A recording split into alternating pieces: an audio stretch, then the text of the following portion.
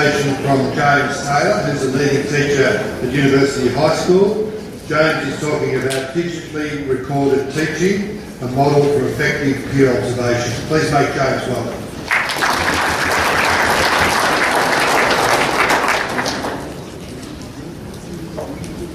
Well, good morning everyone. I hope you can hear me quite well. I'm going to move around a bit. I tend to like to move around. I don't like standing still, which you'll see in some videos shortly. I'm here to briefly outline one of our most recent attempts to improve on our professional learning processes at the University High School. It's our video recorded teaching initiative, or VRT for short. It sounds a bit cool. So we're just going to take you through some of the origins of that and just some of the baby steps we've taken so far on our journey with this so far. So where we started was to actually look at some of those beliefs we already hold. So similar to what Will was talking about this morning, we wanted to look at our current beliefs and our current practice and identify any kind of disconnect between those two things. So things we already know, teaching is a highly complex endeavour. Due to its complexity, we really need a range of robust professional learning processes that, in particular, will engage all teachers, a critical mass of teachers, on a regular and deep level. We also need a range of professional learning processes that are going to allow all teachers to identify, understand and share the pedagogical gold that we have within our own schools. To paraphrase Andy Hargraves, sustained improvement and innovation really is more likely to come from within an organisation, less so from outside that context. So these are things we already believe. Whether or not we were doing those things or doing them well is another question. Peer observation is widely regarded as a very powerful professional learning practice, particularly when it's coupled with regular mentoring and deep analysis or self-reflection of that. However, and this is where we are starting to identify that disconnect, how many teachers in your school or in our school actually do classroom observations? How often do they do it? And how well do they do it? We felt the answers were not many, not often, and not particularly well. For these reasons that we perhaps already know. You'll recognise Homer Simpson there with his feeble mind. I'll get to that in a sec. Teacher time release to free up teachers to watch other teachers is incredibly expensive, both in terms of dollars and precious teacher time. Teacher reluctance, and that's 30 or 40% of staff will be reluctant to opening their classrooms for various self-esteem related issues. And then you'll have a few teachers that are going to be resistance based on perhaps making associations between opening their classroom or classroom observation with teacher evaluation systems of the past, perhaps.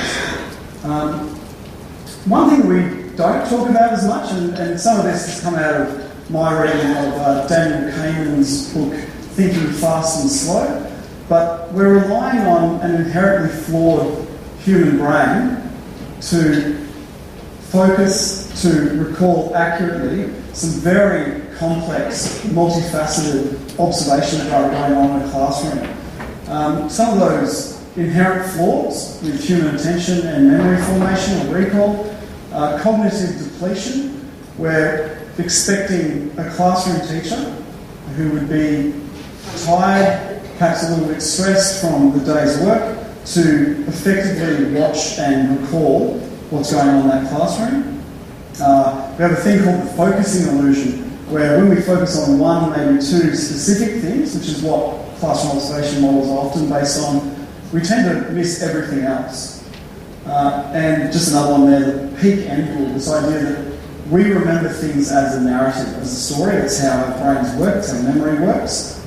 We remember the beginning, the end, and maybe a highlight somewhere in the middle, and we forget everything else. So my concern there was that what are we missing in those complex classroom interactions that could actually be of great value to the teacher being observed or the teacher observing. So, just the origins of our video recorded teaching initiative. We had a research project conducted at Uni High last year that I was a participant in, where a small number of teachers selected one lesson to be recorded in what they call a three-up view, so 3 screens in the one screen, camera on the teacher, camera on the students working in the classroom.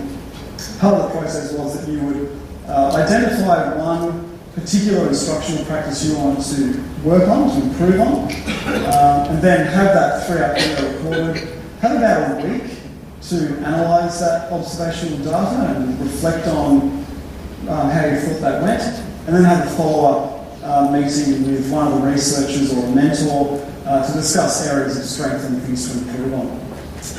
So from that research last year, we decided we'd actually start using some technology that we had built into our new science building.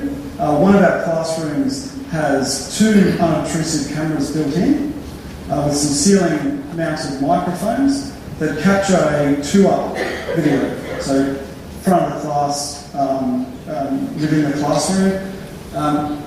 And that's really where we're at the moment in phase 1. Inviting teachers to volunteer to have one or more of their lessons recorded for self-reflection purposes initially, to try and win over some of those reluctant teachers, to get a critical mass of them on board.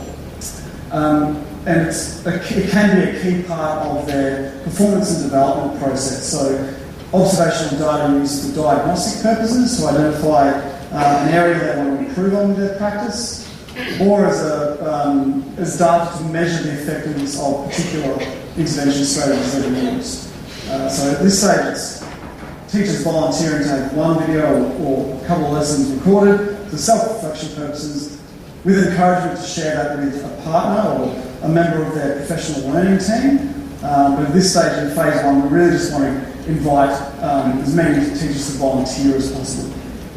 Moving forward into 2017 and beyond, the idea would be that we get enough of those reluctant teachers on board so that recording a lesson or recording a couple of lessons is not something to be feared, that we might actually start to see some teachers sharing their videos on a database, a digital video database built into existing platforms, for instance ClickView.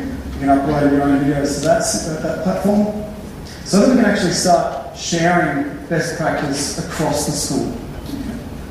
So I'm going to show you, I think it's going to play automatically, so brief introduction. So I'm going to show you a very quick grab from my 3-up video from last year. So my instructional focus was instructional dialogue. So I wanted to see how clearly I was giving instructions, the quality of the questions I was asking, leading questions, broadcasting student responses, those kinds of things. The context is it's a Year 12 media class in preparation for an exam. And I'll show you this and then I'll take you through some of my key takeaways. So that's key knowledge and key skills for narrative. Any questions about that quick revision?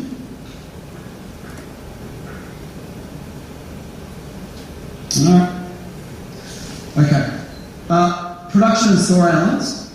This is the core element of this area of study. Okay?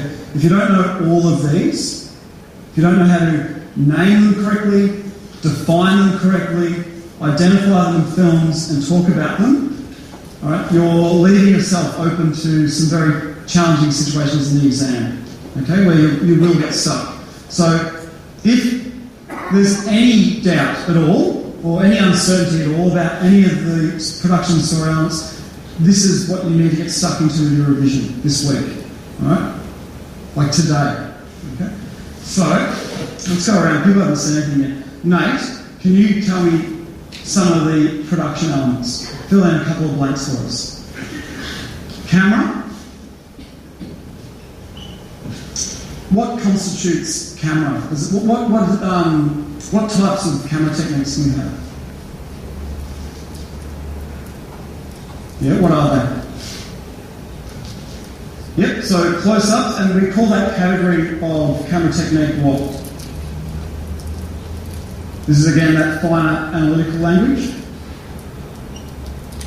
Just want to add, the microphones didn't seem to work in the studio, so they weren't 100% silent. Well, I'll pause it there anyway. What are you seeing there, ironically, I suppose, given what we've heard so far this morning, me doing...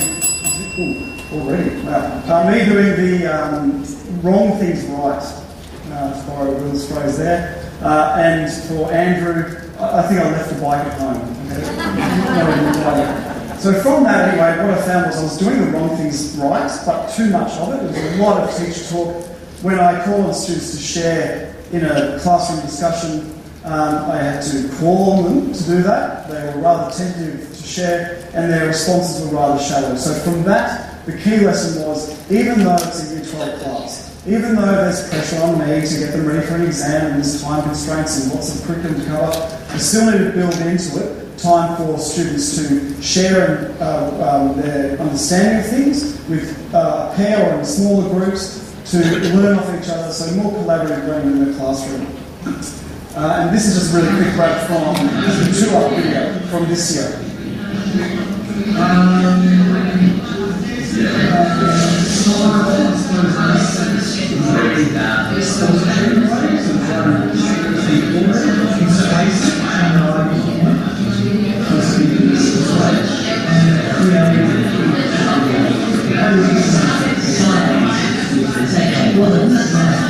Given I'm running out of time here, I better wrap it up. But look, what I found was after we had students working in small pairs and groups to share understanding, the responses were much more well considered, clearer, deeper, and there was a lot more confidence with the students to share their understanding of things.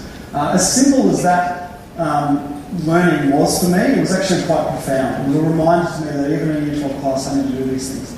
Just to conclude, the 3 key advantages we see of using this kind of model for classroom observation would be that it overcomes almost all of the barriers and flaws associated with traditional forms of peer observation or classroom observation. It allows us to have all teachers to be deeply and regularly involved rather than just a select few and just for a one-off here and there. And finally, and most importantly, it gives us the opportunity to celebrate and share our in-school pedagogical talent. Thank you very much for listening.